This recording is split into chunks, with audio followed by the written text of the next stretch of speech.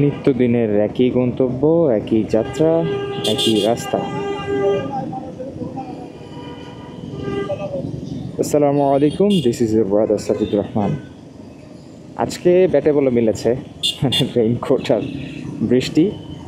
এ কয়দিন আপনাদেরকে বলছিলাম যে যেদিন আমি রেইনকোট ছাড়া বের হয়েছিলাম, মানে রেইনকোট যখন ছিল না, তখন হচ্ছে প্রচুর বৃষ্টি, কয়েকদিন ভিজে গিয়েছে একদম টোটালি।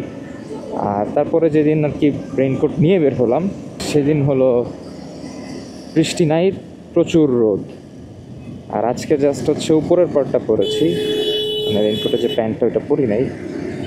বের হওয়ার সময় বৃষ্টি দেখি নাই, আবার যে বের হওয়ার পরে দেখি হালকা ঝিরিঝিরি বৃষ্টি। সো আমার মনে হয় এতটুকুই সাফিসিয়েন্ট।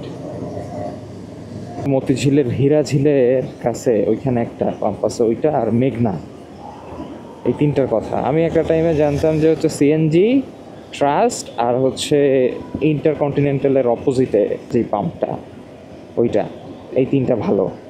তো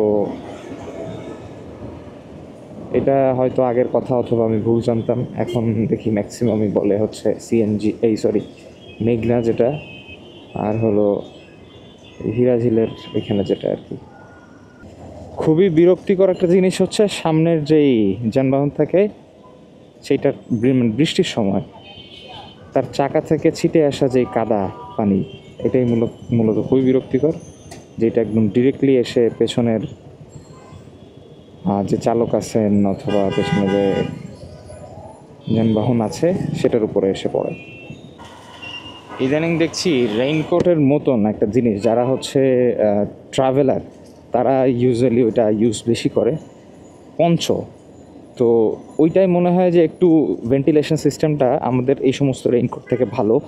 এগুলো পরলে তো গরমের একটা মানে প্রবলেম থাকে, প্রচুর প্রচুর পরিমাণে গরম লাগে যদি ওয়েদার খুব বেশি ঠান্ডা না হয়। তো পঞ্চটা ভালোই চলতেছে আর কি, এবং দামও কম তুলনামূলক। তো আজকে এ পর্যন্তই।